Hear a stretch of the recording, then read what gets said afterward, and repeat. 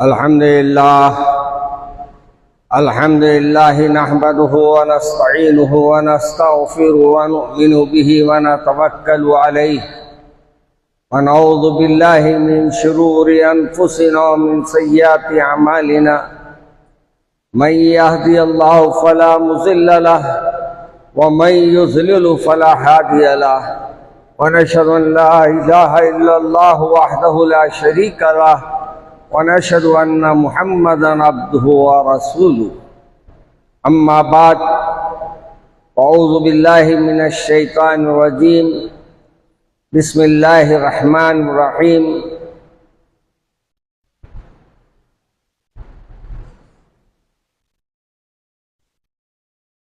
لن تنالوا البر حتى تنفقوا مما تحبون۔ عزیزان محترم، ابھی ہمارے صاحبزادے نے، ڈاکٹر صاحب نے جو تقریر فرمائی، اس میں جو آخری بات مولانا نے فرمائی، کیونکہ یہ مولانا بھی ہے، آپ بولیں گے اپنے بیٹے کو مولانا بول رہے ہیں، یہ حافظ قرآن بھی ہے، مولانا بھی ہے اور ڈاکٹر بھی ہے، ورنہ ہمارے ذہن بہت جلدی خراب ہو جا رہے ہیں۔ آج کل گوبر بھرا ہوا ہے ہمارے دماغ میں، ہمارے ذہن میں آتا اپنے لوگوں کو کیا کیا بول رہے ہیں، القابات لگا لے رہے ہیں۔ ارے القابات نہیں لگا رہے ہیں، میاں جو ہے وہ بول رہے ہیں، اور وہ عملی کرتے ہم جو ہمارے پیارے رسول نے ہم کو بتایا ہے، اور اسی بات پر انہوں نے اپنی بات کو ختم کیا کہ اللہ کے رسول صلی اللہ علیہ وسلم کے ان الفاظ کو جو سرکار دو عالم صلی اللہ علیہ وسلم نے فرمایا تھا کہ اے علی، آپ سے مدینے میں ہماری ملاقات ہوگی۔ دیکھیے، ایک تو سرکار کا بولنا، سرکار کا فرمانا، دوسری طرف حضرت علی کا میرے رسول کی زبان سے نکلے ہوئے الفاظ پر یقین رکھنا۔ آج ہماری قوم اللہ کے رسول کے باتیں تو سنتی ہے، اللہ کے رسول کا ذکر سن کے آنکھوں کو چومتی تو ہے، اللہ کے رسول کے نام پر خوب کھینچتی تو ہے، لیکن اللہ کے رسول پہ عمل کرنے کے طرف ہماری رغبت نہیں۔ اللہ کے رسول صلی اللہ علیہ وسلم نے جیسے عبادتیں کی ہے، اگر بیان کیے رہے تو بولتے وہ اللہ کے رسول تھے، ہم کیا کر سکتے؟ اگر کہتے کہ اللہ کے رسول نے یہ عمل اچھا کیا، کہہ سکتے وہ اللہ کے رسول کی، ہم کر سکتے کیا؟ ارے میاں، جو میرے رسول وہ کیے وہ ہمارے صحابہ کرام نے کر کے آپ کو بتا دیا کر سکتے ہیں، تابعین نے بتا دیا کر سکتے ہیں، اولیاء اللہ نے بتا دیا کر سکتے ہیں، اور جتنے ہمارے بزرگ ہم آج جن کے پاس جانا اپنی سعادت سمجھتے ہیں، بغداد کو جانا ہماری سعادت سمجھتے ہیں، اجمیر جانے کو ثواب سمجھتے ہیں، یسوع دراز کے پاس جانے کے لیے ثواب سمجھتے ہیں، درگاہ یوسفین جانے کے لیے ہم سمجھتے ہیں، سب کچھ بولتے ہیں، مگر کبھی آپ ان کے تعلیمات پر بھی غور کیا؟ انہوں نے اپنی زندگی کیسے گزاری، کبھی ہم نے اس پہ غور کیا؟ یہ ولی بنے کب؟ جب اللہ کے لیے اپنے کو قربان کر دیا، اللہ کے لیے اپنے کو مٹا دیا، اللہ کے احکامات کو نافذ کرنے میں کوئی دیر نہیں کی، اللہ کے حکم کو نافذ کرنا ان کے سامنے اہم تھا، اپنے خاندان سے زیادہ، اپنے رشتہ داروں سے زیادہ، اپنے عزیز و قارب سے زیادہ۔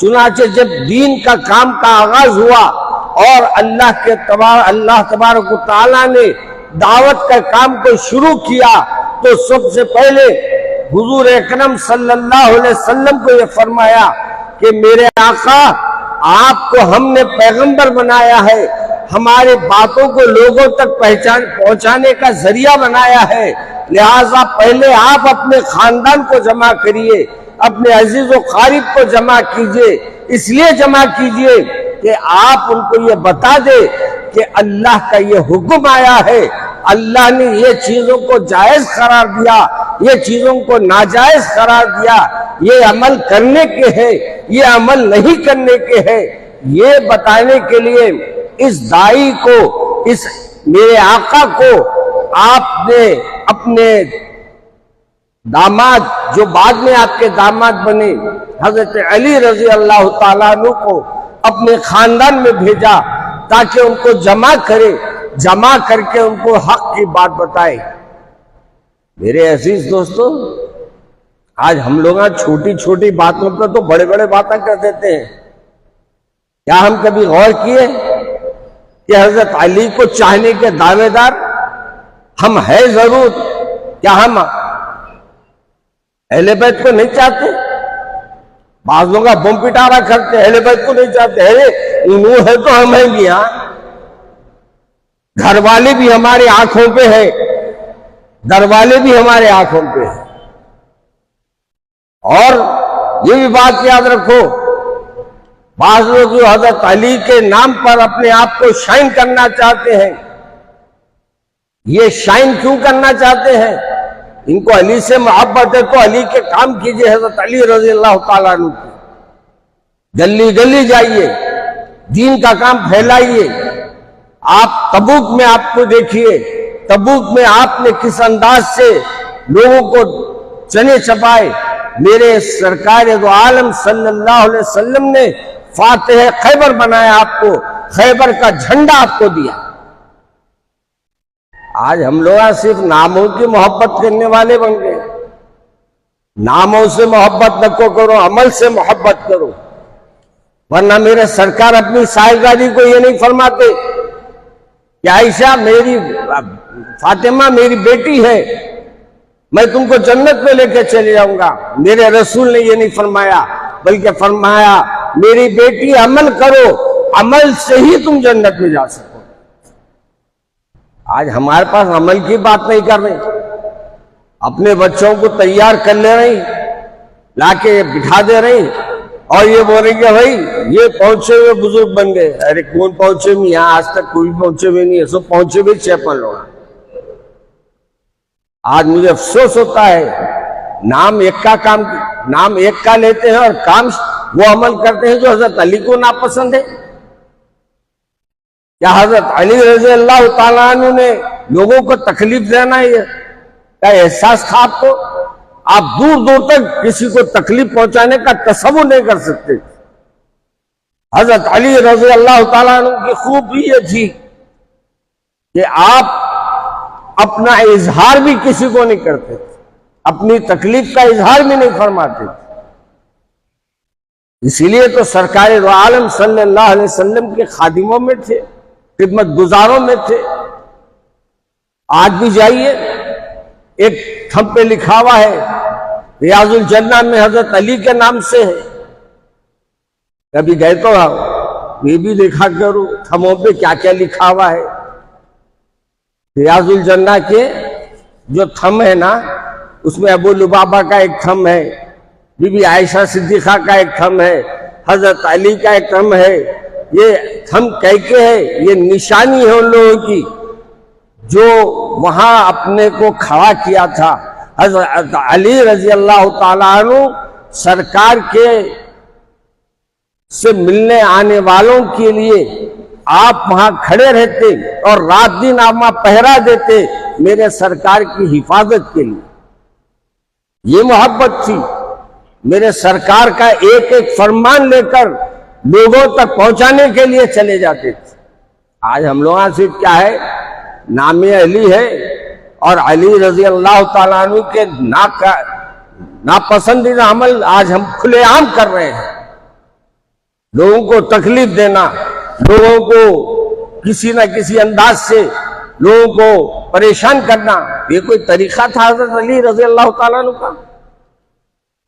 ہمارے پیارے رسول صلی اللہ علیہ وسلم کے جتنے صحابہ تھے، یہ بہت بڑا ان کا بڑی سوچ تھی، بڑا علم تھا اور بڑے دور اندیش تھے. اس لیے ہی اللہ تبارک و تعالیٰ نے ان حضرات کو خلفائے راشدین بنایا، اور پھر اللہ تعالیٰ نے ان کو جنت ہی میں، دنیا ہی میں جنت کی بشارت عطا فرما دی. آپ کو معلوم ہے جنت کی بشارت کس کو ملی؟ آج ہمارے بچوں سے پوچھو، پہلے تو بولیں گے جنت کی طرح مولانا روز ہمارے بہت جنت بتاتے ہیں، ہے نہیں؟ جنت کے معنی پہلے پوچھو. جنت کی نہریں بنانے کے واسطے گیا تھا کون؟ ایک جنت بنایا تھا نا، کون بنایا تھا؟ کوئی ایک تو بولو میاں، کون جنت بنایا تھا؟ نہیں، آپ سے نے سنا ضرور. ہمارے لوگوں کو اتنا بھی معلوم ہونا کہ شداد ایک بادشاہ تھا، اس نے جنت کے بارے میں جو باتیں سنی، آج بھی عمان میں اس کے آثار نظر آتے ہیں. اس نے وہ جنت بنائی تھی، اور جنت میں کیسے نہریں بنایا تھا، پھلوں کے درخت لگائے تھے، سب کچھ کر کے جنت بنا دیا. مگر کیا ہوا؟ اللہ تبارک و تعالیٰ نے کہا کہ اسرائیل، انہیں جنت کے دروازے کو جاتی تھی جان لے لینا. جنت تو بنایا مگر جنت دیکھا نہیں انہیں. یہ ذہن میں رکھو، شداد جنت کا بنانے والا، اللہ نے اس کو کیسے موت دی. یہ ہمارے بچوں کو سنانا، یہ واقعات سنانے کے ہیں. تکبر سے جو کام کرتا ہے، اللہ کی نافرمانیوں کا جو کام کرتا ہے، اللہ اس سے کبھی اس کو کامیاب ہونے نہیں دیتا. اور جتنے ابو جہل وہ پکڑتا تھا، اور اس کو ماننے والے کون تھے؟ کوئی بڑے صحابی نہیں مارے ہیں. ابو جہل کو کون مارے؟ موئس، معاذ اور موئس مل کے مارے. اب کون سی عمر کے بچے تھے؟ 14-15 سال کے بچے. عقل کو اللہ پسند نہیں کرتا، اور اللہ نے ایسے بچوں سے ہلاک کرایا جو کم عمر بچے تھے. یہ بچوں کو سنانا تاکہ معلوم ہو کہ دین کے لیے میرے رسول کے صاحب پاس کیسے کیسے بچے بھی صحابی تھے، ان کو بھی صحابی کا درجہ ملا.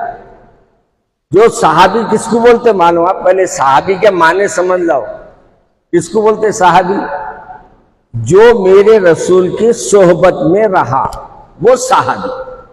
ایک سیکنڈ کے لیے ہو یا ایک دن کے لیے ہو یا ایک سال کے لیے ہو، صحبت رسول میں اگر وہ آیا اور بیٹھا، میرے سرکار سے سلام کیا اور وہاں سے سلام کا جواب لے کے چلے گیا تو وہ صحابی رسول ہوگا.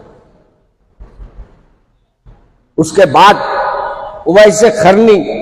اویس قرنی کتنے بڑے تھے، ان کا مقام اور مرتبہ اس سے اندازہ لگائیے کہ رسول اکرم صلی اللہ علیہ وسلم نے فرمایا یہ اویس قرنی اگر جب آئے مدینہ شریف کو تو حضرت عمر سے اور حضرت علی سے فرمایا کہ جا کر اویس سے دعا کرانا. کیا دعا کرانا؟ اپنے لیے دعا کرا لو. کیا مقام تھا؟ کچھ نہیں. حضرت اویس قرنی میرے رسول کو دیکھے بغیر عاشق تھے، دیکھے بغیر فدا تھے، اور دیکھے بغیر ہی آپ پہ ایمان لانے والے تھے، دیکھے بغیر ہی آپ کی اطاعت کرنے والے تھے. اور والدہ کی خدمت کی وجہ سے، والدہ کی بیماری کی وجہ سے، والدہ کی طبیعت کی ناسازگی کی وجہ سے وہ سرکار کے پاس آ نہیں سکے، سرکار کا دیدار نہیں کر سکے. اللہ کے رسول صلی اللہ علیہ وسلم جب فرمائے تو کیا فرماتے ہیں کہ وہ ایسی قرنی آئے تو ان سے دعا لینا. معلوم یہ ہوا میاں کوئی دور رہ کے بھی عمل کرتا تو رسول صلی اللہ علیہ وسلم اس کے لیے دعائیں فرما دیتے تھے. میرے عزیز دوستو، یہ اپنے اپنے بچوں کو سناؤ. اب یہ حضرت علی کے واقعات اتنے ہیں، بہادری کے واقعات ہیں، جنگ کے واقعات ہیں، اور آپ پیدائش کے بعد سے آپ کے جو سرکار کی نسبت آپ کو ملی، اور کم عمری میں میرے سرکار آپ کو اپنے ساتھ رکھ لیے تھے، اور آپ کی صحبت میں اور بی بی خدیجہ الکبریٰ کی صحبت میں حضرت علی رضی اللہ تعالیٰ عنہ پروان چڑھے. یہ صحبت بھی ملی کس کی؟ گھر کی ملی، سرکار کی. اس لیے ہمارے پاس ہم یہ ضرور کہتے ہیں کہ ہمارے علی رضی اللہ تعالیٰ عنہ ہمارے لیے وہ مقام و درجہ رکھتے ہیں جو صحابہ کرام میں وہ داماد جو میرے علی رضی اللہ تعالیٰ عنہ ہے، جس کے بارے میں سرکار نے فرمایا، کیا فرمایا؟ علی سے بغض نہ رکھو. ہم لوگ آج کوئی رکھتے بغض اپن، اور بغض رکھنے والے بغض رکھنے کی باتیں کرتے. ہمارے کو کسی صحابی سے بغض نہیں ہے. اہل بیت سے ہماری اتنی، ہمارے اپنی جان بھی قربان کرنا پڑتا ہے تو ہم کرنے تیار ہیں. ہم اہل بیت سے اتنی محبت رکھتے ہیں. اور یہ لوگ ہم لوگوں کو بدنام کرتے ہیں کہ اہل بیت کی محبت نہیں ہے. کون بولا میاں نہیں ہے بولتے؟ تم کو ہے کہ نہیں؟ کہ ہم کو تو بہت ہے، ان کے عمل ہم کر رہے ہیں. اہل بیت کی محبت کا صحیح ثبوت کیا ہے معلوم؟ وہ تہجد میں اٹھتے تھے، آپ بھی اٹھنا. یہ ہے اہل بیت کی محبت کا. وہ قرآن پاک پڑھتے تھے، آپ بھی پڑھنا. یہ ہے اہل بیت کی محبت. وہ نہیں ہے اہل بیت کی محبت چیخنا پکارنا. محبت کسی سے کرتے ہیں تو ان اپنا خون دیتے ہیں ان کو، اگر خون کا ایک ہی رہا تو، یا خون جلاتے ان کے لیے. یہ خون کو بڑھانے کے کام نہیں کرتے ان کی محبت میں. تو میرے عزیز دوستو، خیر میں ایک عنوان لے کے آیا تھا، دوسری طرف بہ گیا میں، اور میں یہ چاہ رہا تھا کہ مہینوں کی بھی اہمیت ہوتی ہے، مقامات کی بھی میں اہمیت ہوتی ہے. جیسے یہ مہینے فضیلت والا ہے، ایسے ہی ہر جگہ کی ایک فضیلت ہوتی ہے، اور ہر مقام میں نیکی کرنے کا بھی اجر اضافہ ہوتا ہے. انشاءاللہ اس سلسلے میں آپ کو آئندہ جمعے میں عرض کروں گا.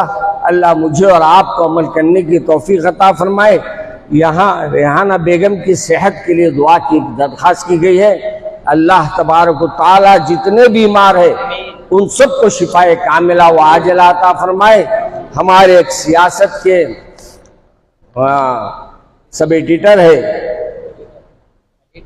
ہاں نام بھول گیا میں تمہارے بولنے میں، ہاتھاں ہلائے تو میں نام بھول گیا. تو بہرحال وہ بھی ہارٹ کے آپریشن کا کچھ ہوا ہے. ہمارے ان کے لیے بھی ہم دعا گو ہے کہ اللہ ان کو جلد سے جلد شفائے کاملہ و عاجلہ عطا فرمائے.